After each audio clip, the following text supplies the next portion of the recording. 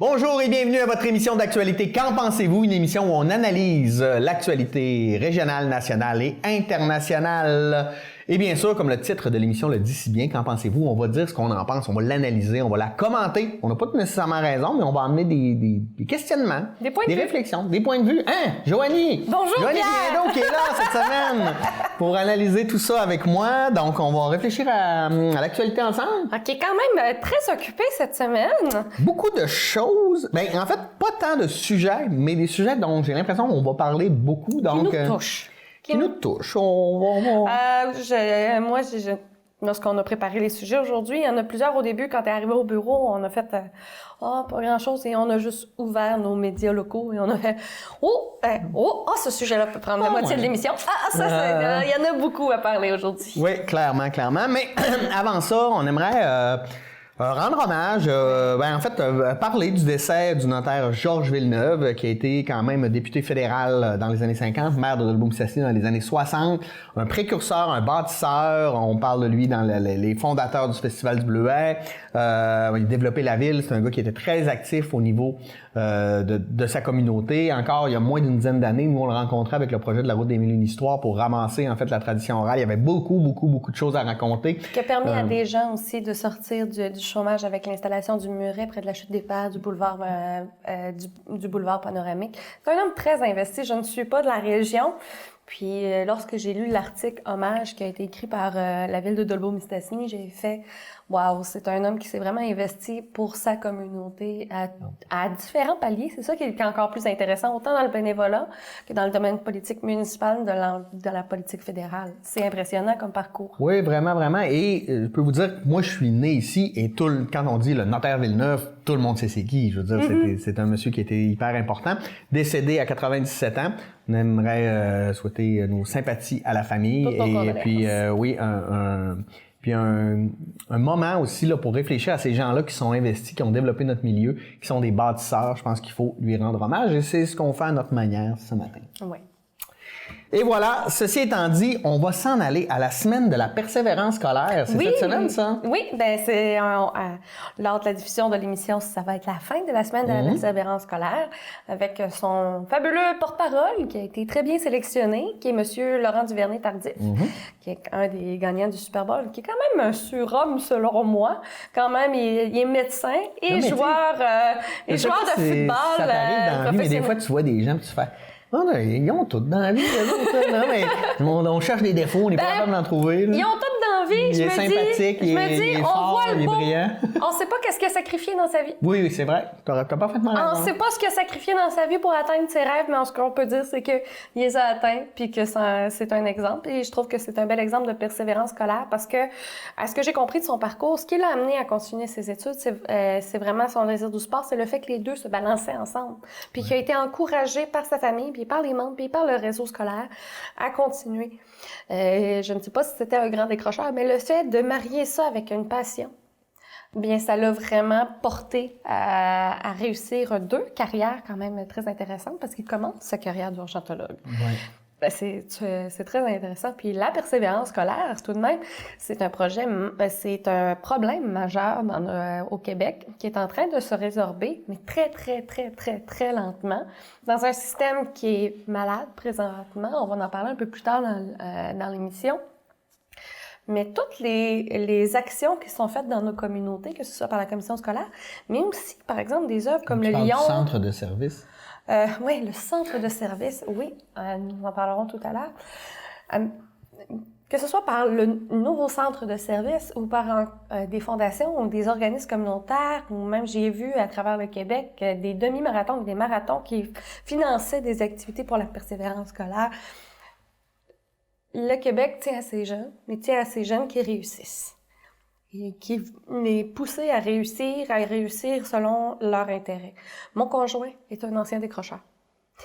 Et lui, il a décroché, il se demandait à quoi ça servait Pythagore. À quoi ça y sert d'apprendre Pythagore. Ouais, je me demande encore. Non. Mais ce qui est arrivé, c'est que quand mon conjoint est retourné aux études dernièrement, faire son DEP, il est soudeur. Mais là, il a compris que les attaches de remorque, ça lui permettait de calculer exactement la longueur, plus de pertes et autres. Donc, il y a toujours un lien à faire. Le plus dur pour les personnes qui sont à risque de décrochage, c'est de trouver le lien qui va les motiver. Alors, si vous connaissez quelqu'un, peu importe son âge, parce qu'on parle souvent des jeunes, mais il y a beaucoup de jeunes qui retournent aux études ou qui font un changement de carrière ou qui veulent apprendre ou qui savent pas par où commencer. Bien, les accompagner, les encourager, leur démontrer que tout ce qu'ils font, c'est dans leur intérêt, puis qu'ils sont encouragés, qu'ils doivent être fiers de ce parcours-là. Car j'ai rencontré dernièrement un homme de 65 ans qui finissait son secondaire 5. Il s'en va proche de sa retraite, mais il voulait le faire. Oui, oui. Par défi personnel. Par défi personnel, bien, encouragez-les. C'est des preuves. C'est quand même, c'est tout qu'un effort. On choisit pas le décrochage scolaire. Surtout dans un milieu de pénurie de main-d'œuvre où on peut avoir beaucoup de difficultés à trouver de la main-d'œuvre. Ça peut être tentant pour des employeurs de dire « quitte l'école, je vais te garder ». Mais le CREPA, au niveau local et régional, a quand même fait, cette semaine, a dévoilé les employeurs j'aime mon boss est le meilleur. Ben, c'est ça. Hein.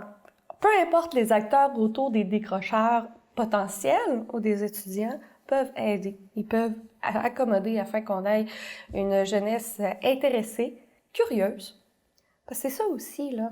Des fois, on trouve pas la curiosité, on trouve pas la chose qui nous attire pour rester curieux puis aller chercher plus d'informations. Là-dessus, je tiens à rajouter quelques petits menus détails. Oui. C'était démontré, hein, vraiment, que les gens qui ont des diplômes ont plus de facilité techniquement à plein de niveaux là, dans la vie. Donc, persévérer pour ça, c'est une bonne idée. Et moi, ce que j'aime quand tu parles de changement de carrière, de ne pas savoir ce qu'on veut, donnez-vous le droit à l'erreur. Oui! Parce que à 17 ans, là, mettons, rentrer au cégep, savoir ce que tu veux faire dans la vie, là, c'est beaucoup. Là. T'as même pas le droit d'acheter de l'alcool, de la drogue, t'as pas le droit de faire plein, d'aller voter, etc. T'as jamais habité à l'extérieur de la maison? Non, mais on te demande de savoir ce que tu veux faire dans la vie. D'ailleurs, les statistiques nous le démontrent. Par exemple, au cégep, puisqu'on va parler d'un parcours atypique, c'est donc, si je suis dans un préuniversitaire, normalement, il faut que je le fasse en 2 ans, donc ça, c'est typique. Et atypique, c'est que je vais le faire en 3 ans, je vais changer de programme, etc. Aujourd'hui, les parcours atypiques, ce sont les parcours typiques parce que plus de 70%, mais oui, ils sont majoritaires. Les jeunes ont le droit de changer d'idée, de se poser des questions. J'ai un ami, moi, ça lui a pris 5 ans à faire son cégep parce qu'il était pas là, il savait pas trop. Puis aujourd'hui, ben, c'est un actif pour la société à plein de niveaux. Je le nommerai pas, là, parce que c'est pas toujours glorieux de savoir que t'as fait ton cégep. Moi, ce que je peux dire, c'est que je lève la main. Ça m'a pris 3 ans. J'ai fait 2 decks séparément, 2 cégeps complètement. J'ai arrêté les études pendant 2 ans avant de me rendre à l'université. Puis encore aujourd'hui, à 31 ans, je me demande, est-ce que je retourne aux études? Parce que si on calcule combien de temps dans notre vie on a, là, qu'on a sur le marché du travail et de l'intérêt, savais-tu que quelqu'un qui ferait des études dans quelque chose qui le passionne pourrait faire 4 doctorats en partant du bac? Si on calcule le temps. Ouais. C'est normal, on évolue, on change, le monde évolue autour de nous. Donc, quand on parle de la persévérance scolaire, il y a ceux qui aiment l'école, mais il y a ceux qui ont un potentiel d'aimer l'école, mais qui n'ont pas trouvé ce qui les accroche. Moi, j'ai retourné aux études parce que j'étais plus motivée. J'étais allée travailler dans le domaine automobile en location de camions, puis j'ai fini par travailler avec... j'étais responsable de la logistique du Montréal en Lumière, des Francopholies, puis Juste pour rire. Donc, je m'occupais de la logistique de camion, mais j'ai rencontré des gens qui géraient les spectacles et autres, et j'ai dit, j'ai le goût d'y aller. Et en rentrant à l'université, moi qui est quand même pas une décrocheuse parce que j'avais des mauvaises notes, mais une décrocheuse parce que j'avais plus d'intérêt. J'avais plus d'intérêt.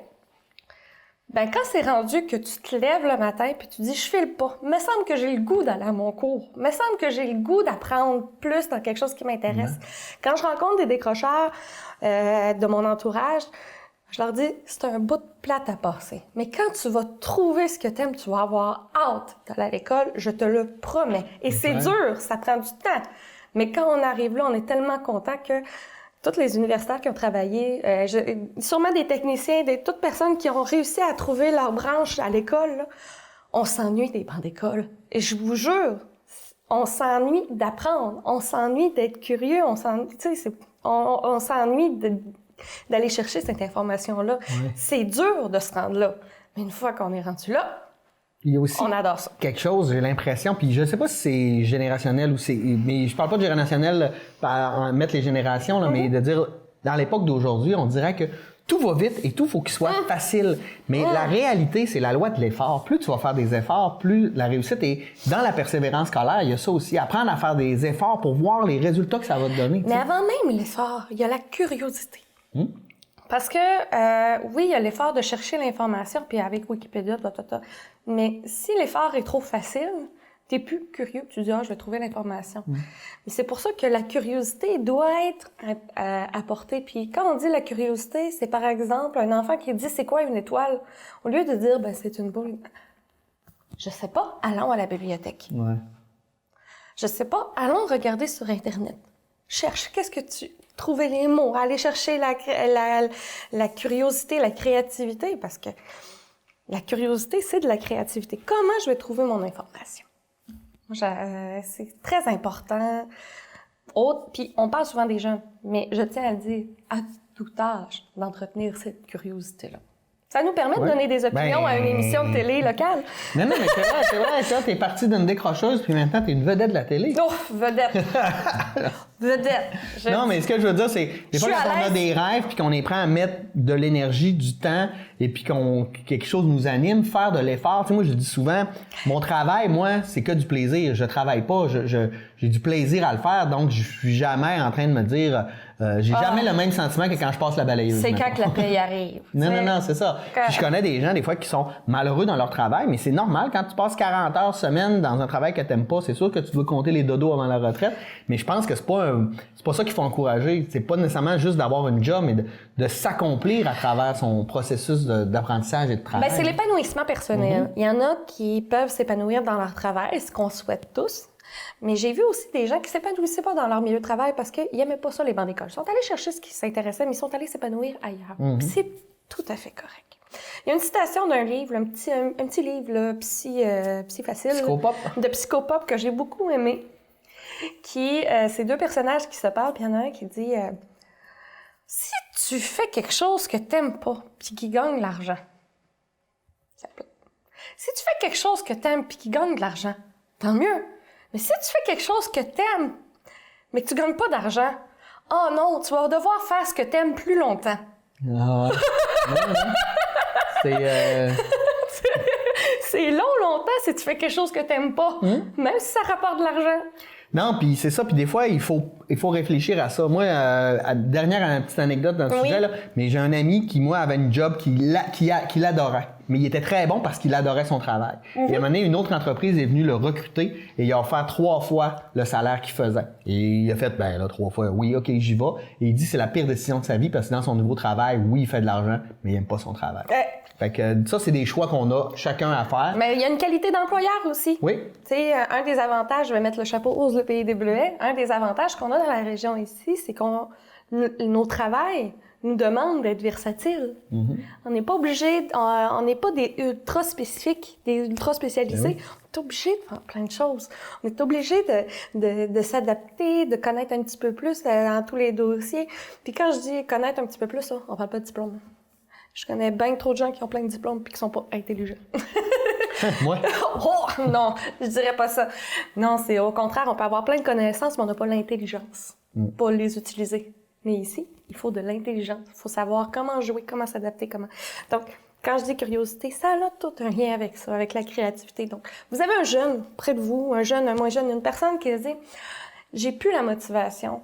Ben, prenez le temps de vous asseoir avec. S'il veut s'asseoir, parlez complètement d'autre chose pour que cette personne-là se sente appréciée et afin qu'elle trouve qu'est-ce qui la motive dans son projet.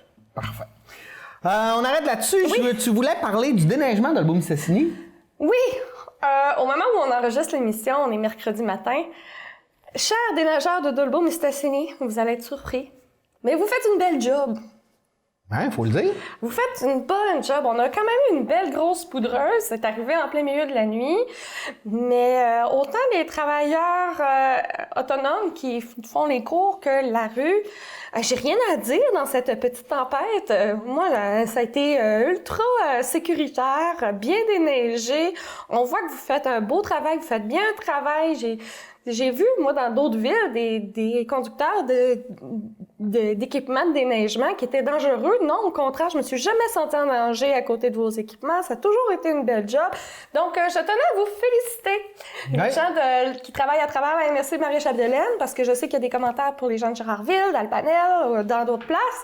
Mais je tiens à vous féliciter. C'est important de souligner les bons coups. C'est vrai. Et moi, là-dessus, je vais lancer une pierre. Mais pas aux déneigeurs. Au contraire, les déneigeurs sont là pour notre sécurité. Oui, là, des fois, ils déneigent, ils bloquent le chemin, etc. Mais les automobilistes trop pressés, là, qui envoient des doigts d'honneur et qui klaxonnent les déneigeurs, là, réalisez donc qu'ils font juste leur travail et tout ça pour la sécurité collective. Oui. Donc, un peu de respect, s'il vous plaît. En tout cas, moi, je le ferais pas déneiger, là. Fait que j'ai beaucoup de respect pour ces gens-là qui le font. Des gens qui travaillent à pas d'heure. À pas d'heure. Dans des horaires complètement Puis c'est toujours instables. compliqué parce que t'es dans le chemin, t'es dans la route, etc. Et toi, il faut que tu te rendes à ta machine alors que c'est pas déneigé. Ouais. En tout cas, on a fait le tour. Je veux qu'on parle maintenant du service. Bonjour, bonsoir. Oui!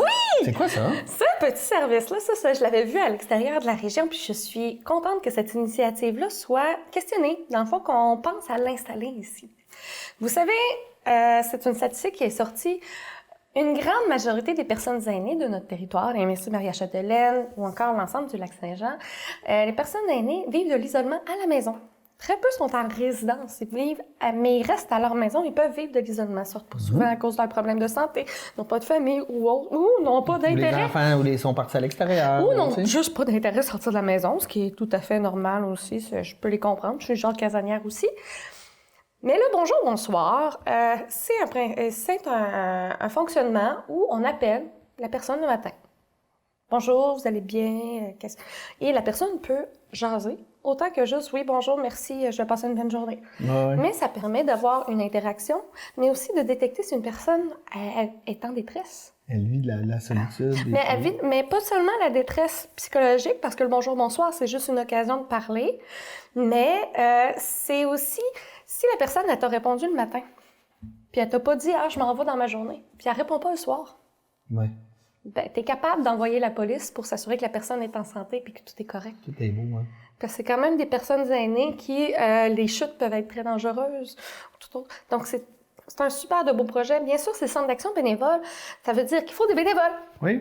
Alors, si vous avez un intérêt... Mais il me semble que c'est agréable de parler aux gens au téléphone. Ben oui! Tu sais, c'est le fun. Tu commences ta journée le matin, tu demandes des nouvelles au monde, puis tu finis ta journée en disant « Avez-vous passé une belle journée? » Puis tu jases, puis des fois aussi, je suis sûre que ça va arriver qu'à force de jaser, on développe une complicité avec les personnes au téléphone, puis dire « Ah, mais savez-vous que telle date, il y a le café des générations, le parents ensemble à telle affaire, ou il y a un nouveau projet. » Donc, tu sais, on est capable de garder une interaction. Même les gens qui souffrent d'isolement à devenir bénévoles, comme ça, tu fais une pierre deux coups, tu sors de ton isolement, puis t'aides des gens à pas rester dans leur isolement. Non, c'est ça. Puis on s'entend, c'est pas quelque chose de très exigeant physiquement.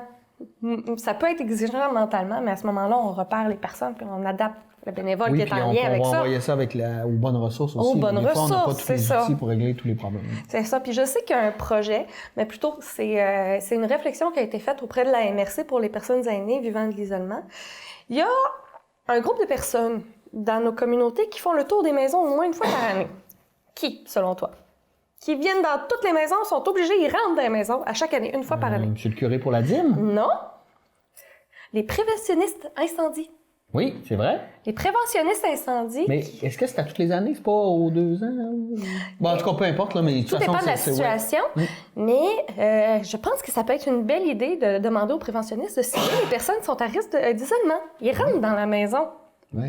Donc, ça peut être... Ils peuvent aller chercher des informations. Ils peuvent aller ou donner des informations aux personnes qui vivent de l'isolement. Pas tant intervenir, parce que c'est pas tant leur travail, mais c'est à leur discrétion. Il y en a qui sont plus à l'aise que d'autres. Mais ça permet de cibler les personnes qui vivent de l'isolement à la maison. Génial! En France, ils le font déjà avec des facteurs. Ouais. Ces facteurs, ils passent à tous les jours, puis ils prennent un café chez la personne pour jaser. Il n'y a plus personne qui a de boîte aux lettres. Sauf que moi, dans mon rang, on continue le combat des boîtes aux lettres. Bon, là, on va s'en aller d'un sujet qui risque d'amener beaucoup de commentaires. Là. Je vous le dis, là, oui, il est nécessaire, puis on réfléchit à voix haute. On n'a pas nécessairement raison, parce que peut-être qu'on va... Les gens qui vont être... C'est un échange de points de vue. Oui. On parle pas de recherche scientifique ou de chiffrer. On parle plutôt de points de vue. Ce qui veut dire que faut en parler, faut débattre intelligemment. Ce qui veut dire qu'il n'y a pas de personne qui a tort ou qui a raison tant qu'il n'y a pas de système de justice qui embarque là-dedans. Ouais. Mais il faut quand même en discuter parce que c'est une réflexion de société qu'il faut se faire. Oui. Parlons des animaux. Donc, on va parler de ce qui se passe aux zoos de Falardeau. Il y a Laura Lévesque, journaliste du quotidien, qui a sorti une bombe, là, quand même, là, au niveau de la qu'il y aurait de la maltraitance, soi-disant, là. C'est des allégations de maltraitance auprès des animaux. C'est quand même importante, là. C'est pas... Non, il y a des affirmations assez dures. Et d'un côté... C'est comparé aux zoos de Saint-Étienne, quand même, là, qui... Ben oui, mais est-ce que les gens qui le comparent, ils sont allés aux deux, là? Tu sais, à un moment donné, il faut faire la part des choses. Non, mais c'est ça quand même. Et il y a le propriétaire, M. Daniel Gagnon, qui, lui, il nie tout. En fait, je pense qu'il est tombé en bas de sa chaise. Je pense qu'il voit pas les mêmes affaires ou il y a un autre fonctionnement. En tout cas, là, lançons le débat, là. C'est bien touché, là, mais... T'en penses quoi, toi? Avant même l'émission, on a jasé un petit peu parce qu'on se demandait est-ce qu'on va en parler ou pas, parce que c'est quand même un sujet assez polarisant, sensible, mais je pense que c'est important qu'on en parle. La mentalité a changé au cours des années, puis le terme zoologie, c'est de la science qui étudie les animaux. On a la chance dans la région d'avoir 2 zoos. On a le zoo de Falardeau, puis on a le zoo de Saint-Félicien. Le zoo de Saint-Félicien fait partie d'une association canadienne qui est inspectée régulièrement, qui a des recommandations données par des vétérinaires professionnels et qui est un organisme à but non lucratif qui a pour objectif et comme mission de la protection des animaux. Le zoo de Saint-Félicien est un organisme à but non lucratif? Oui. Mon Dieu. Oui. Excusez, je partirai pas un autre débat. C'est un organisme à but non lucratif, donc on parle de toute une autre gestion, alors que le zoo de Falardeau est une entreprise privée. Oui. Là, je veux mettre un bémol, ce que tu dis. C'est que le zoo de Falardeau, à la base, c'est un refuge animal il a eu besoin de s'appeler zoo pour pouvoir accueillir les visiteurs, mais c'est un refuge qui a sauvé beaucoup d'animaux dont plus personne ne voulait s'occuper au Canada et même à l'étranger. Donc, il les a récupérés pour tenter de leur sauver la vie. Puis ça, je sais parce que moi, j'ai vu la naissance du zoo de Falardeau. Donc, c'est ça à la base aussi. Là. Donc, il faut faire la différence. Cependant, le zoo de Falardeau ne fait pas partie de l'Association des zoos du Canada. Puis les zoos du Canada viennent comme avec une garantie des sécurités, le traitement des animaux, suivi des vétérinaires, des évaluations annuelles afin de se perfectionner. C'est qu'à la base, c'est pas un zoo, c'est un refuge. C'est ça, mais quand on a le terme zoo pour la clientèle, pour les visiteurs, c'est les mêmes standards. Tu comprends? Le zoo de Saint-Félicien a comme objectif, parce qu'en plus, c'est relié à l'UQAC, il est relié à différentes institutions d'enseignement, donc pour améliorer, s'améliore et suit les meilleures pratiques. Le zoo de Falardeau, c'est parce qu'il a toujours été appelé zoo. C'est une des choses. Non, là, tu te trompes, là. Au départ, c'est un refuge animal. Il s'est appelé zoo quand il a commercialement voulu ouvrir pour que les gens puissent visiter parce qu'il avait besoin de ce titre-là pour que les gens puissent venir. Sinon, on n'a pas le droit d'aller visiter un refuge animal. Là. Il a chargé pour ça, puis lui, il a investi toute l'argent de sa poche. Je fais l'avocat du diable parce que je connais un peu le dossier. Moi, j'y ai jamais été. Mais il y a une chose qui m'a profondément marquée et qui m'a pas donné le goût d'y aller, qui est le contact direct avec des bébés animaux. Le fait de séparer un bébé de sa mère, qu'on soit humain ou animal, là, je trouve pas ça naturel, je trouve pas ça bon. En plus que ça cause un énorme stress à l'animal. Dans l'article, il est décrit qu'il y a des animaux qui sont morts de stress, des bébés animaux morts de stress. Puis ici, il y avait un exemple qui a été donné. Est-ce que ça a été avéré? Ça, je ne sais pas. Mais un exemple qui a été donné par les personnes qui ont porté les accusations, qui est que lorsqu'il n'y avait pas de poupons à faire flatter, le propriétaire a demandé à un employé d'aller chercher un bébé kangourou dans la poche de sa mère. On parle, quand c'est dans la poche, là, c'est très, très jeune. C'est trop jeune. C'est sa tête encore. Là. C'est là qu'il allait. Là. C'est dangereux pour l'animal. Très dangereux pour l'animal. En plus d'attendre les soins, attendre pour... laissons faire la nature. Je sais que c'était une manière de penser, mais avec les droits des animaux qui évoluent... Faire la nature, je veux dire, je pense que M. Gagnon et son zoo ont sauvé beaucoup plus d'animaux qui auraient été probablement euthanasiés ou dans la vie, là, Mais est-ce qu'il est adapté à notre climat? Est-ce que Non, mais je fais juste te dire ça, là. sais, je veux dire, à un moment donné, il faut aussi peser les pour et les contre, là. Puis il y a pas de noir ou blanc. Non, c'est ça. Puis il y a une autre affaire, là. Oui, les animaux, là, je souhaite pas qu'il y ait de la cruauté animale, là. Mais moi, quand je vois quelqu'un qui s'occupe plus de son petit chien, qui va habiller, etc., que de ses enfants, à un moment donné, je me pose des questions aussi. Moi, j'ai été élevé, peut-être que c'est pas correct, là, mais moi, j'ai été élevé d'une manière où un animal, c'est un animal, puis un être humain, c'est un être humain, puis c'est ça. Ben moi... C'est ça. Moi, j'avais même pas d'animal à la maison. J'avais un chat quand j'étais plus jeune, puis on l'a jamais fait opérer. On s'est bien occupé des petits. On n'a jamais suivi de vétérinaire. C'était un chat de gouttière qu'on a adopté. Mais maintenant, j'ai 2 gros chiens. Puis mon husky, on a dépensé près de 5 000 $ pour essayer de récupérer une patte qui a fini par être amputée. Ouais, tu vois. Dès que tu sais comme ça, moi, j'aurais jamais pu faire ça. Là. Pour moi, m'amener là. Parce que cet animal-là, ce chien-là, a tout un historique dans la famille. Il y a un lien d'attachement bien particulier. S'il arrive entre ma fille et mon chien, c'est ma fille. C'est automatique. C'est automatique. J'avais pas ma fille, on n'avait pas notre enfant à ce moment-là. J'étais capable de le faire. Mais le lien d'attachement n'est plus le même. Il y a un lien d'attachement envers un animal domestique, notre animal domestique. Lorsqu'on arrive dans un zoo, on parle quand même que le travail premier d'un zoo, c'est quand même la sensibilisation à la réalité animale. Alors, il y a toute cette réflexion-là à se demander, un animal, oui, il a bien beau être dans la nature, là, mais dans la nature, c'est pas normal qu'un animal se fasse attaquer par un autre de l'autre côté de la barrière. C'est pas normal que... Au contraire, c'est normal. C'est ça la nature. C'est pas normal qu'un cacatoès soit laissé dehors à moins 40. Un cacatoès, ça n'a jamais vécu. C'est un oiseau tropical dont le plus froid qu'il a connu, c'est 10 degrés. C'est quand même, lorsqu'on prend en charge un animal, il faut s'assurer qu'il soit capable de tenir le climat ou d'y offrir un climat qui ressemble à celui d'où il vient. Oui. C'est pour ça que sais-tu que c'est pour ça que le zoo de Saint-Félicien a décidé de se concentrer seulement sur les animaux de la Boréalie à travers le monde? Parce que Boréalie, là, c'est pas juste le nord du Québec, là. La Boréalie, c'est toute une ligne avec la Russie, le nord de la Chine. Donc, c'est tout... c'est un climat en particulier. Donc, c'est par respect de l'animal parce que ça leur coûte moins cher. On se le cachera pas que d'avoir tout un système pour les girafes puis tout. Puis, ça permet de sensibiliser aux animaux de la place, surtout. C'est quand même une réalité. Je peux comprendre la réflexion de M. Gagnon. Ben, écoute, moi, là, je fais l'avocat du diable. Oui. Mais moi, j'ai rencontré à plusieurs reprises M. Gagnon et je n'ai aucun doute qu'il aime la nature et les animaux. Et ça, là, j'en ai aucun doute. Il a sauvé de nombreux animaux. Puis oui, il y en a qui sont morts, puis peut-être que les pratiques sont pas adaptées, puis il y a peut-être une réflexion à faire là-dessus. Mais il faut pas oublier que la majorité des animaux qu'il a dans son zoo seraient morts s'il ne les avait pas récupérés. Ça, c'est une réalité. Oui, la première chose, c'est je crois pas que M. Gagnon n'aimait pas les animaux. Ça, on va se le dire. Je crois pas qu'il y avait une pensée 100% mercantile. Je pense pas que monsieur faisait ça juste pour l'argent. Ça coûte cher quand même entretenir des animaux exotiques. Il a tout investi son argent à lui. Là. Puis c'est pour ça que je disais tout de suite qu'il y a une différence entre BNL et une entreprise privée. Là. Lui, il porte tout ça sur ses épaules. Là. Le BNL a le droit des subventions.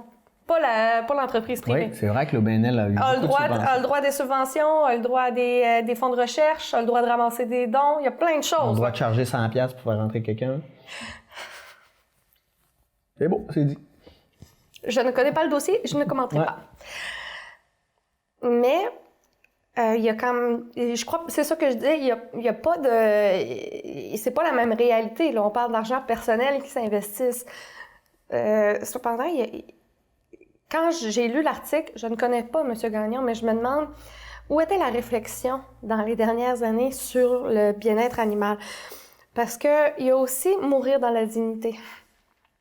Parce oui, qu'un mais animal... ça, c'est pour les êtres humains, là. Oui, mais même un animal... Ben écoute, on peut-tu aller faire le tour des abattoirs partout aux États-Unis, au Canada? Je veux dire, là, à un moment donné... je suis dans le même sens que... Moi, un animal, ça se mange. Un animal, c'est un animal. Là, Mais un animal, excusez, mais un animal dans un abattoir va pas mourir par le stress, puis il va mourir sans douleur très rapidement. Ça fait longtemps que t'as pas été dans un abattoir. Quand on te met là, 25 cochons d'un pressoir là, pour les tuer... On va te dire que fais-moi pas croire qu'il n'y a pas de souffrance. Beaucoup plus rapidement que de souffrir dans son enclos. Oui, mais probablement qu'il n'aurait pas survécu s'il ne serait pas ramassé dans cet enclos-là. parce qu'il aurait été mort, abandonné, euthanasié, sinon. C'est ça que je dis, moi. Je veux dire, il faut peser dans la balance les pour, les contre. Puis... Il y a des frais à l'euthanasie puis à l'entretien d'un animal exotique, d'accord. Mais il y a des frais aussi éthiques qu'il faut se poser la question. Puis l'éthique, ça évolue. L'éthique évolue. C'est pour ça que je me pose la question, où était cette évolution dans les dernières années aux autres Falardeau? Est-ce qu'il y a eu, moi, quand je dis l'évolution, je pense pas que monsieur a pas évolué, mais est-ce qu'il y a eu des réflexions régulièrement sur est-ce qu'on continue ou on continue pas? C'est une question que moi je me pose parce que les commentaires qu'on a, parce qu'on a juste un article, on se cachera pas, on n'a pas eu le commentaire de monsieur Gagnon. Il y a une enquête qui est ouverte, on aura plus de détails. On va avoir plus de détails, on réfléchit tout haut. Mais est-ce qu'il y a eu cette réflexion-là et pourquoi ça a continué? Si elle a eu la réflexion, s'il y a eu la réflexion sur comment on peut améliorer, bien, qu'est-ce qui a fait que ça s'est pas fait? C'est ce que je me pose comme question parce que je me dis, les propriétaires de refuges doivent... si c'est le deuxième en moins de 2 ans qu'on a des informations comme ça, c'est peut-être parce qu'il y a une réalité des propriétaires qu'il faut prendre en compte pour les aider à traverser ça aussi, là. Mais moi, pour moi, le plus important, c'est est-ce que la réflexion a été faite ou on a pris pour acquis que ça restait comme ça? Ben là, il faut pousser plus loin. Oui. Moi, je veux juste un peu faire un peu le contrepoids, parce que là, j'entends beaucoup d'affaires, puis c'est correct, mais il y a aussi d'un autre côté à ça. On peut pas mettre 5 000 $ sur tous les animaux d'un refuge. Moi, je l'ai fait parce que c'est mon chien. Je l'ai fait parce que j'étais capable de le faire. Mais il y a la réflexion éthique en arrière. Oui. C'est le grand questionnement. Oui, mais une réflexion éthique, c'est basé sur des valeurs. Et là, il faut accepter aussi que les gens n'aient pas toujours les mêmes valeurs et c'est toujours un choix contextuel. Il faut comprendre le contexte avant de juger les choses. Mais il faut régulièrement quand même se poser des questions sur sa propre éthique. C'est important. C'est important dans le développement de nos communautés puis dans le développement de nos sociétés de se poser des questions sur ma manière de voir. Éthiquement les choses. On devrait en parler au gouvernement. Il devrait commencer par eux. Parlons... moi, ça nous transfère vers un autre sujet qui est le blocage présentement du CA. Oui, on va y arriver dans quelques instants. Mais avant, on prend une pause. Oui. Écoutez, on en rit là, parce qu'on savait qu'on allait un peu aller dans toutes les directions. Beaucoup d'infos. Attendons. Hein. Moi, ce que je vous dis, c'est avant de poser un jugement, attendons de voir qu'est-ce que l'enquête va dire, qu'est-ce que les gens comprennent le contexte, puis après ça, on gardez l'esprit ouvert. Ouais. Gardez l'esprit ouvert à entendre des choses dont vous n'êtes pas d'accord. Ça, c'est la base du débat, là. C'est la base du débat, mais c'est pas tout le monde, hein? Oui, c'est pas tout le monde, mais gardez ouvert que les perspectives sont différentes pour chaque personne, les regards sont différents pour chaque personne, puis la meilleure façon de trouver les terrains d'entente, c'est de les partager avec respect individuel afin que les deux côtés évoluent. Et voilà, ceci étant dit, on se revoit dans quelques instants après la pause. Salut, je suis Camille et je suis membre de Maria Express. Et ça veut dire que je peux me déplacer n'importe où à Dolbeau-Mistassini pour seulement 3 $ par trajet. Être membre, c'est vraiment pas compliqué. Une fois inscrite au service, j'ai qu'à appeler pour donner mon arrêt de départ, celui de ma destination et l'heure à laquelle je veux me déplacer. Et si jamais je veux consulter la carte des différents arrêts, la liste des dépositaires ou les tarifs des cartes mensuelles, je peux tout retrouver sur leur site web. Pour payer, c'est aussi simple. Je peux me procurer des billets chez un dépositaire ou payer directement au chauffeur. Depuis que je suis membre, me déplacer, c'est devenu simple, rapide, économique et écologique. Faites comme moi et essayez le nouveau service Maria Express.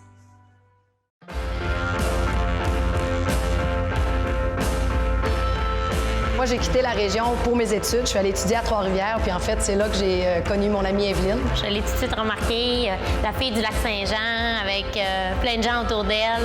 Ça m'a tout de suite attirée, puis j'ai dit, cette fille-là, j'avoue comme amie. Ce qui m'a manqué pendant mes études, évidemment, ma famille, mais aussi des choses simples comme des paysages, des gens accueillants. Pour moi, j'ai découvert justement une vie de famille, une région où je pouvais pouvoir passer du temps avec mes amis. Moi, c'est la région qui m'a adoptée. On peut dire que je suis vraiment rendue une vraie Saguenayenne. J'ai choisi que c'était ici que j'avais envie de passer ma vie.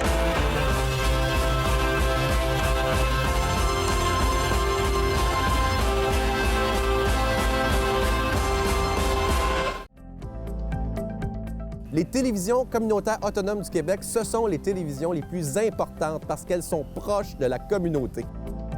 On veut encourager des gens qui parlent de ce qui nous intéresse, mais aussi qui participent au développement local.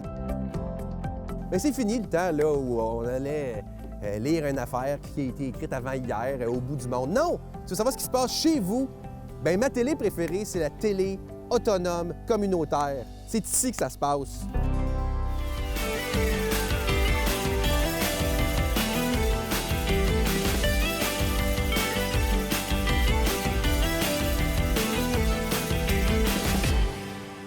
On est de retour, parlant encore d'un autre sujet sensible. Oui. Ça fait maintenant 2 semaines, au moment où on tourne l'émission, qu'il y a un blocage ferroviaire partout au Canada. Et en moins de 6 mois, Oui, ferroviaires. exactement. Là, il y a des... On peut faire un topo, là, ça devient compliqué parce qu'on oublie un peu... L'essence du problème. Le sens du problème. Pourquoi il y a un blocage? Bon, il y a des conséquences qui sont dramatiques là, au niveau économique, au niveau du transport, au niveau des entrepreneurs. Il y a beaucoup ça, mais avant de juger ça, on doit essayer de comprendre le problème, d'un. Et de deux, parce qu'il y a des gens qui disent, ben, pourquoi, tu sais... Pourquoi on n'a pas voyagé à RC? Pourquoi on n'a pas inventé la Sûreté du Parce Québec? qu'on est dans un état de droit, parce qu'on a... Parce qu'il y a une loi, parce qu'il y a... Oui, puis on a même l'injonction, elle est là, et donc pourquoi on la fait pas appliquer? Là, on voit un gouvernement qui veut pas de drame, comme il y a eu à Oka, entre autres, là, qui veut pas que ça qui est frileux dégénère. d'intervenir, même qui a arrêté une série de voyages internationaux, de politique internationale pour venir intervenir. Oui. Ben, parce qu'il s'entend aussi, mais ça, c'est de la petite politique, là, tant qu'à moi. Là, qu'est-ce qu'on fait? Il y a des gens d'un côté, le Parti conservateur, qui disent, là, envoyez la police, puis on enlève ça de là, puis la méthode dure. Il y a des gens qui disent, ben non, il faut négocier, il faut essayer de comprendre. Je sais pas si vous savez, là, mais si on mettait tous les communautés autochtones ensemble et qu'on formait un pays, ce serait un des 30 pays les plus pauvres au monde. Et pourtant, ils sont dans un des pays les plus riches du monde. Donc, eux, ils ont tu sais, je veux dire, ils ont le droit de se poser des questions. Pourquoi vous investissez autant pour passer un pipeline quand on n'est pas capable d'avoir de l'eau courante? Là? Non, Il y a des questions qui ont le droit de se poser puis de demander. Maintenant, est-ce que ça justifie un blocage? Si ça fait 50 ans que tu dis la même affaire, à un moment donné, tu vas poser des actions. Est-ce que c'est les bonnes actions? J'imagine que... Ben, en tout cas, on voit que ça a un effet, là, parce que là, on parle que de ça. Qu'est-ce qu'on fait maintenant? Là, ça devient complexe parce que là, il faut dialoguer. Puis il faut comprendre aussi c'est quoi la différence entre un conseil de bande puis les chefs ancestraux. Ouais, parce qu'il y a un pouvoir ancestral. Conseil de bande, c'est une organisation politique qu'on a voulu créer à l'occidental. Puis en plus, il y a l'Association des Autochtones du Canada. Ouais, qui même là, sont pas d'accord. Non, c'est les conseils de bande puis les chefs ancestraux. Et bon, il y a une autre chose aussi qu'il faut savoir. Il y a une partie de ce territoire-là qui est un territoire non cédé. Fait que il appartient aux Autochtones, donc ils ont le droit aussi de décider ce qui va se passer là. C'est comme si votre terrain chez vous, s'il passe de quoi dessus, j'estime que vous allez accepter le fait que vous allez pouvoir décider et dire si vous n'êtes pas content. Là. Oui, puis si, par exemple, comme dans leur cas, il y a une voie ferrée, mais ils sont plus d'accord de ce qui se passe dessus ou qu'il y a un abus de ce droit-là, ben c'est normal qu'on intervienne. Est-ce que le blocage des voies ferrées, parce que ça, c'est une erreur de français, on dit un blocus, mais non, c'est un blocage. J'aime beaucoup écouter... Bravo. Guy Bertrand. La Guy Bertrand. Ouais. Mais il y a toute cette... je connais pas le fond du dossier, mais... Je connais pas le fond du dossier, mais ce que je sais, c'est que si différentes communautés autochtones, qui soient touchées directement ou indirectement, commencent à faire des blocages, c'est que le programme, le projet, le problème ne touche pas seulement la communauté en question qui est touchée par le problème, mais bien par la manière de penser face à nos relations avec les Autochtones. Oui, clairement. Puis là, on le voit très bien. Là. Il y en a deux. Il y a deux côtés. Il y a des gens qui disent, ben, il faut les encourager pour leurs droits, pour qu'ils puissent en fait pouvoir vivre dignement, et aussi toute la problématique environnementale. Et de l'autre côté, ben, il y a tous ceux qui c'est la sacro-sainte économie, la loi et l'économie là. Puis je veux dire, c'est pas qui a raison, qui a tort. Je pense que c'est un ensemble de problématiques qu'il faut mettre ensemble. Un dialogue, là, c'est mettre ça ensemble. L'économie là, c'est important. Mais comme on s'est parlé avant la pause, l'importance de se parler, de se parler, d'échanger afin d'évoluer ensemble.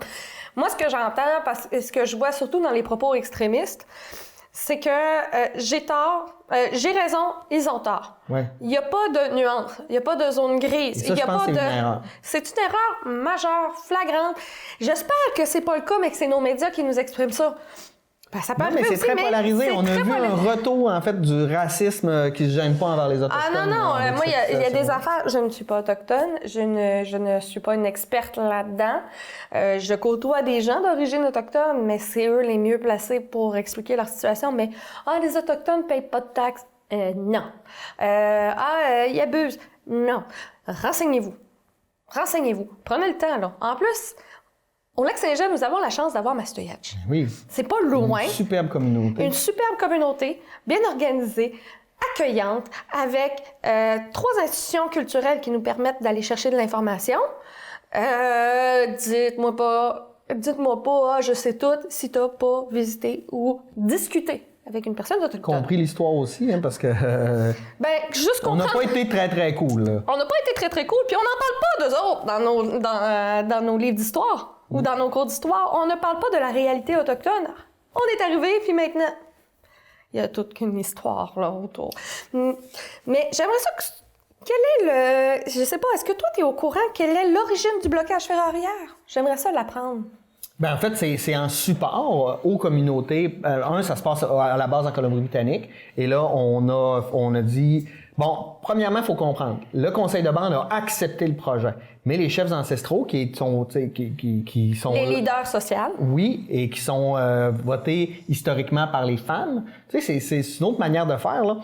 Eux sont contre, ont décidé de manifester, de bloquer. Et par solidarité, à Belleville, en Ontario, ici au Québec, oui, ont décidé d'emboîter le pas pour mettre de la pression. Parce que on le sait bien, hein, les gouvernements là, puis les compagnies, là, ils feront rien si on touche pas à leur portefeuille. Et là, on est en train de toucher au portefeuille de beaucoup de monde, puis c'est dommage. Mais en même temps, ça devient souvent la seule manière de faire les choses. Et le droit de manifester au Canada, il est reconnu, là. C'est dans la Constitution. Oui. Maintenant, le blocus ou le blocage... Mais ça fait combien de temps que cette problématique-là est discutée dans les communautés? Oh, ben, ça fait... Eh bien, en fait, il faut comprendre qu'il y a même un débat à l'intérieur des communautés entre les chefs ancestraux et les conseils de bande. Mais depuis combien de temps? Oh! Depuis des années, Ben oui. depuis des dizaines d'années. Donc, il faut se dire que tous les moyens de pression, les grèves ou autres, là, les gens ne commencent pas directement avec une grève ou un blocage. Là. Ça va en croissant. On entend parler du blocage. Mais dites-vous que ces problématiques-là, ça a sûrement commencé par une pétition. Ça a sûrement commencé par des assemblées de cuisine, par des discussions de sensibilisation, par des débats publics, par une lettre au président du CN. Ça a commencé vraiment lentement. Quand c'est rendu au blocage, là, c'est qu'ils ne se sont pas fait écouter dans les dernières années. Ben, en fait, on a commencé à écouter les Autochtones, ça fait pas si longtemps. Là. On va se le dire. Là. Il y a eu des pensionnats jusqu'à les années 90. Là. Parce qu'ils ont été isolés, puis au niveau de la culture, c'est pas comme ça qu'on défend nos droits dans la culture autochtone. Oui, ça, c'est une incompréhension aussi qu'on a beaucoup face à la culture autochtone. C'est que nous, on a une perception occidentale. Hein. On a une culture qui fonctionne, puis la communauté autochtone a une autre culture. Oui. Et on est très ethnocentrique. Ah oui, on a l'impression qu'on a toujours la vérité, que tout l'univers devrait fonctionner comme nous. Voyager un peu pour voir comment, à l'étranger, ça fonctionne différemment. Et que l'histoire tourne autour de l'homme blanc. C'est pas meilleur ou moins bon, c'est différent. Que tout tourne autour de l'homme blanc. Oui, l'homme occidental. Oui, de l'homme occidental. Tout tourne autour de l'homme de l'occidental. Ah, c'est le colonisateur. Non, excusez, hein, mais les Autochtones ont eu leur propre histoire et on est un grain dans leur histoire. Ouais. Tu sais, il y a tout ça à prendre en compte. Là. Mais qu'est-ce qu'on va faire? Politiquement, je vois que Justin Trudeau, lui, il ne sait pas quoi faire. Là. Il veut négocier. Il veut surtout pas qu'il y ait une escalade comme il y a eu à Oka, où on se rappellera le colonel ou caporal Lemay qui est décédé. Là, c'est quand même... On veut pas ça, là. Non. Mais en même temps, il va falloir à un moment donné qu'il se passe quelque chose. Ben, déjà, le fait qu'ils traitent ça de nation en nation, c'est bien intéressant. Parce que qu'est-ce qui est arrivé dans l'histoire des manifestations d'Oka, c'est que les personnes dans le dossier... c'était un dossier au niveau canadien, mais le gouvernement fédéral a dit « Le gouvernement du Québec, vous en occupez ». Mais c'est tellement important et imposant que c'est un manque de respect parce que c'est de nation à nation. Ouais. C'est pas une province. Là, on a vu d'ailleurs... C'est une nation. Donc, déjà, le fait que le gouvernement du Canada soit tout de suite impliqué au niveau des médias, je ne sais pas ça fait combien de temps, mais qu'il s'implique et ne laisse pas d'autres institutions le gérer, peut-être pas tant le gérer, mais intervenir, ben c'est déjà, selon moi, déjà une marque un peu plus de respect. Et quand je dis intervenir, c'est pas dire prendre une décision. C'est interférer, c'est discuter, entendre les besoins de chaque côté, puis intervenir. Trouver une solution. Faire le médiateur, oui et non, mais simplement donner un espace de discussion publique qui permet à tous les partis d'exprimer leur point de vue. Parce que là, avant même l'émission, tu m'avais apporté un bel argument aussi qu'on peut tisser sur plein de choses, sur le zoo de Falardeau, sur GNL Québec, sur les blocages ferroviaires, c'est pas noir ou c'est pas blanc, mais il y a deux manières de voir la vie politique. Il y a le court terme, le profit, le développement de nos poches individuelles. Oui, individualistes, ceux qui sont des entrepreneurs vont souvent avoir cette optique-là parce qu'ils veulent faire vivre. C'est normal, là, c'est pas une critique. Les entrepreneurs. Non, des entrepreneurs. Quand tu es un entrepreneur, tu veux faire du profit. Tu veux dire, tu veux faire de l'argent. Pour être moi-même entrepreneur, c'est plutôt que... C'est ça, on veut être capable de vivre de ce qu'on fait. C'est normal. Ça, c'est normal. Mais ça veut pas dire d'avoir le profit. C'est d'être capable de vivre, de subvenir à nos besoins comme ça. Et de l'autre côté, c'est les personnes qui voient plus à long terme, qui sont prêts à quand on parle d'un développement durable, donc il y a le développement économique qui est rapide tout de suite, puis il y a le développement durable où on est prêt à sacrifier le revenu potentiel maintenant pour développer un revenu potentiel plus tard. Oui, mais on va aussi prendre en considération le social et l'environnement dans le développement durable. Mais c'est pour ça que ce que je parle, c'est un développement durable parce que et collectif. C'est ça. C'est comment je pourrais expliquer ça de manière économiste? Il y a celui qui peut gagner 10 piastres dans ses poches tout de suite, ou celui qui va gagner 2 piastres dans ses poches, mais sur 10 ans. Oui, au bout du compte, il va gagner plus. Il va gagner plus, ça va être plus long, mais ça va fructifier aussi. Hey, je vois le temps passer, mais je veux terminer pour dire ça devient très problématique. Et même cette semaine, les provinces vont se parler sans le gouvernement fédéral parce que les provinces ne s'entendent pas. Ils veulent qu'il se passe quelque chose, mais ça rentre dans la cour du gouvernement fédéral. Fait que là, on n'est pas satisfait. On a vu une alternative, en fait, du premier ministre de la Saskatchewan qui a fait venir qui va avoir le conseil des confédérations là, donc de toutes les provinces pour discuter, essayer de trouver des solutions. Oui. Parce que là, il y a une perte de patience. Allez, allons du côté, on parlait plus tôt de la persévérance scolaire. Restons dans le monde scolaire. Parlons des négociations avec les enseignants et aussi ceux qui travaillent en service de garde. Oui. Négociations. Moi, je veux juste, avant pour lancer tout ça, il y a une étude qui est sortie cette semaine qui est très pertinente, en fait, d'un chercheur de l'Université Laval qui disait que les enseignants sont beaucoup plus susceptibles de vivre du stress, de la violence, de l'intimidation, du harcèlement que, par exemple, les gens du système de la santé qui en vivent déjà beaucoup. Donc, quand on met ça dans la balance, je pense aussi qu'il y a quelque chose... En plus, le système de santé est plus équipé pour être capable de répondre à ces besoins-là. Exactement. Fait que les enseignants, souvent, sont seuls. Et je le dis souvent, c'est pas dans ces négociations-là, c'est pas nécessairement une question de salaire, mais c'est une question de conditions de travail pour travailler dans un domaine qui est sécuritaire où on peut aussi travailler. Je veux dire, moi, quand j'ai une classe de 20 élèves, j'en échappe peu, mais quand j'ai une classe de 45, c'est sûr que je suis pas capable d'être bon pour tout le monde. C'est ça, c'est pas tant de travailler que d'offrir les résultats attendus aussi. Le résultat, c'est d'accompagner adéquatement les jeunes, les élèves, les étudiants dans les programmes.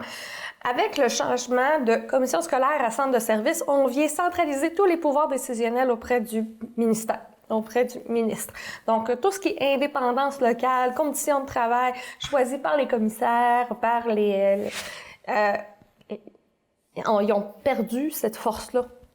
Les enseignants, puis toutes les personnes travaillant dans le milieu de l'éducation, donc même le personnel non enseignant, viennent de perdre énormément de pouvoir sur leurs conditions de vie au jour le jour. Il faut toujours qu'ils passent par le ministère. Puis on voit ce que ça passe pour les infirmières. On voit ce que ça se passe pour les médecins aussi. Il faut que ce soit partout pareil, parce que sinon ça devient trop difficile à gérer. On se retrouve dans cette situation-là au niveau des enseignants. Je sais pas comment ça va être réglé. Moi, déjà, mon avis, c'est pourquoi j'ai énormément de peine. Ça a été fait, ça a passé. On peut pas rien faire on pourrait faire d'autres choses, mais c'est pas le sujet de l'émission aujourd'hui. Mais le fait de l'abolition des commissions scolaires, là, Ça me pue au nez. Ben, peut-être, mais tu sais, moi, pour faire l'avocat du diable, là, pour des commissions scolaires comme la commission les Rives du Saguenay, où ça avait l'air d'être géré n'importe comment depuis plusieurs années, je pense que ça va juste... il y en a partout. Oui, c'est vrai. Des pommes pourries, il y en a partout. Il y en a des pommes pourries, il y en a partout. Des pommes pourrites, il y en a partout. Puis, il n'y a pas personne que la science infuse sur l'administration. Mais au lieu d'avoir une grosse pomme pourrie, il y avait plein de pommes, puis il y en avait quelques-unes qui étaient pourries, puis il était possible de travailler. Là, on se retrouve avec une seule place. S'il y a un verre, on est dans la marde. Faut le regarder comme ça, là, aussi, là. Oui, on a fait comme avec les CIUS, en fait. On a centralisé en faisant croire qu'on décentralisait. Non, c'est ça. Les CLSC, puis même avant ça, les CLSC puis les centres hospitaliers qui se sont fusionnés pour être en région, puis être en CIUS, puis finalement faire comme... Où sont les conditions de travail? Il faut absolument que tu passes dans le domaine de la santé, la perte de pouvoir qu'on a... La perte de service, d'efficacité, de relations humaines entre le patient et le médecin. Est-ce que vous reconnaissez un peu le principe qu'on vit présentement, la perte de relations humaines entre l'enseignant et son étudiant?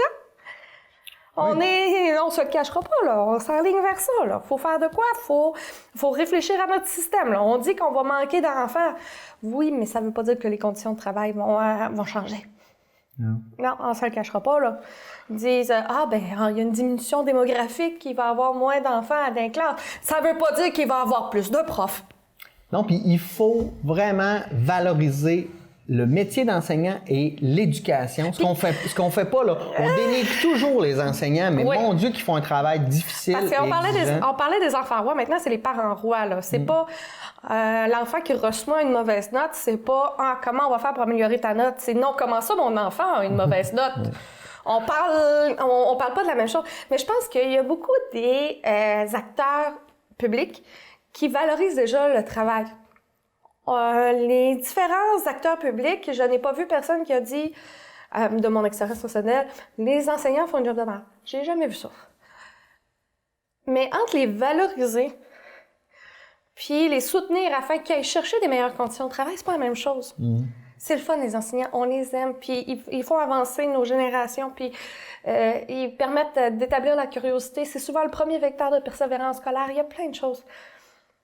Mais on a bien beau les encourager verbalement. Qu'est-ce que nous, on peut faire en tant que citoyens, dans nos votes, dans nos discours publics, il y a une certaine époque, là, à la fin de l'année, on donnait des cadeaux, ou en début d'année, on donnait une pomme à l'enseignante. Ça se fait-tu encore, ça? En tout cas, moi, j'ai jamais eu de pommes. Là. Je lance mes étudiants, si vous m'écoutez, amenez-moi des pommes. Le fait d'encourager puis de se dire qu'ils sont soutenus par les autres personnes entourant leurs étudiants aussi, c'est essentiel, là, parce que il y a tellement de personnes dans le domaine de l'éducation qui avaient la vocation, parce qu'on se le cachera pas, c'est une vocation. C'est pas n'importe qui peut faire ça. Même si tu as tous les diplômes, si tu n'as pas l'intelligence, la créativité puis l'amour du système scolaire, tu ne peux pas faire ça. Donc, imaginez s'il y a quelqu'un qui est épuisé après tout ça. Parce que contrairement à bien des systèmes au niveau professionnel, plus tu as d'ancienneté, plus tes classes sont faciles. Alors que c'est toi qui as l'ancienneté puis qui as les connaissances pour les classes difficiles. Ouais. Donc, faut vraiment être persévérant puis avoir une force de caractère. Oui, puis tu sais, il y a une logique aussi. Quand on va investir dans l'enseignement, dans la classe, là, parce que là, il y a un manque criant de services spécialisés, tu sais. Oui. Et moi, quand on regarde, mettons, le modèle scandinave, entre autres en Finlande, où ils ont 2 enseignants au primaire, 2 enseignants pour 20 élèves. Ce qui fait qu'il y a toujours un enseignant qui peut s'occuper des cas plus difficiles et d'aider, mais ce qui fait qu'ils ont beaucoup moins besoin de ressources en aide aux devoirs. Souvent, ce qu'ils ont, c'est qu'ils ont un conseiller pédagogique qu'ils peuvent rencontrer après. Là, présentement, il y a un conseiller pédagogique dans les classes, qui sont rattachés aux classes. Mais c'est un conseiller pédagogique pour une école avec 12 de classes, 12 profs, 40 étudiants par classe. Oui, mais il faut aussi que la pédagogie, ça se passe dans la classe. Tu sais, j'ai rien contre les conseillers pédagogiques, là, mais à un moment donné, il va falloir analyser qu'est-ce qui se passe, qu'on parle aux enseignants, qu'on regarde qu'est-ce qu'ils font, qu'on regarde le travail. Et si vous pensez que c'est facile, enseignants, qu'on les écoute! Oui. Puis si vous pensez que c'est facile, je vous invite, venez passer une journée avec moi au cégep pour voir c'est quoi le travail d'un enseignant. Puis vous allez peut-être faire « OK, c'est pas si simple que ça. » Je te dirais même pas une journée, parce qu'une journée, ils vont trouver ça épuisant. Mais c'est quand les étudiants s'habituent à la personne qui regarde puis qui montrent leur vraie personnalité après. Il y a ça aussi qu'il faut prendre en compte. T'sais, c'est pas une évaluation, une journée qu'on voit la vraie personnalité des étudiants. C'est quand ils sont habitués que là, ils se laissent aller puis qu'on voit plus les défis. Moi, on a parlé beaucoup des étudiants, des enseignants, mais il y a aussi une grève qui est en cours, mais qu'on n'entend pas beaucoup parler, que je vis personnellement, c'est les services de garde. Oui, c'est vrai. En milieu familial. T'as 2 minutes. J'encourage, moi, c'est la personne responsable, elle s'appelle Sylvie Gérard, elle m'a vraiment sensibilisée à la situation. Savez-vous que les femmes et les hommes qui s'occupent des services de garde en milieu familial sont payés le salaire minimum pour s'occuper de nos enfants, de les nourrir, de s'assurer qu'ils sont en santé, de faire un suivi de leur développement, puis à un salaire minimum, à des heures pas possibles, là, parce que nous autres, quand on a de 8 à 5, eux autres, il faut qu'ils accueillent les enfants avant puis qu'ils accueillent les enfants après. Puis c'est fatigant, nos enfants. Imaginez 9 qui ne sont pas les vôtres. Non, puis si on compare, là, pour vrai, le salaire de quelqu'un qui s'occupe de nos enfants avec le salaire de quelqu'un qui s'occupe de des animaux, on revient à un autre sujet tantôt, ben c'est le double du salaire de quelqu'un qui s'occupe des animaux. Je dis pas qu'il mérite pas son salaire, je dis juste qu'à un moment donné, on peut-tu mettre nos priorités aux bons endroits, là? Ben oui, quelqu'un qui peut augmenter. On n'est pas obligé de diminuer l'autre pour augmenter un. Donc, présentement, leur principe de grève, c'est qu'ils ont ouvert les garderies 15 minutes plus tard à chaque fois. Donc, par exemple, moi, mon conjoint ne peut plus aller porter ma fille à la garderie le vendredi parce qu'il commence à 8 h, maintenant il ouvre à 8 h 15. Il arrivera en retard au travail. Il demande une augmentation de salaire que je pense tout à fait raisonnable. Puis, il demande pas plus que ça. Ah non, puis... Il demande une augmentation parce qu'ils adorent nos enfants et ils aiment nos enfants, mais ils ont besoin de vivre aussi, d'avoir une qualité de vie face à ça. Pensez là, à qui vous donnez vos enfants, est-ce que vous trouvez que ça mérite... tu sais, quand qu'est-ce que ça mérite, là, quelqu'un qui s'occupe bien de nos enfants, là? Pensez à ça, là. Vous n'avez pas d'enfants, vous dites, ça me regarde pas, et pas d'enfants, ben là, soyez un peu dites-vous que les garderies, altruistes. je vais vous comparer deux choses. J'ai commencé avec une garderie non subventionnée. Savez-vous combien ça me coûtait par jour? 30 $ par jour pour ma fille. Il y a 9 enfants. Ouais. Une garderie subventionnée, elle me coûte 8,45 $ par jour. Subventionnée, là. Faites le calcul, là. Combien le gouvernement doit donner en différence? C'est sûrement moins que le 22 $ que je donnais par enfant par jour. Là-dessus, merci Joanie de ces belles discussions. Désolé si on vous a choqué, mais en même temps, on veut un peu ça. C'est la raison de l'émission. Ouais, c'est susciter le débat. On prend des positions différentes aussi pour vous amener à réfléchir et à amener des points de vue différents. Donc, si vous avez des commentaires, écrivez-nous. Sinon, on vous souhaite une bonne semaine et nous, on se voit la semaine prochaine pour une nouvelle édition Patrice. avec Patrice pour une nouvelle édition de Qu'en pensez-vous? Bonne semaine.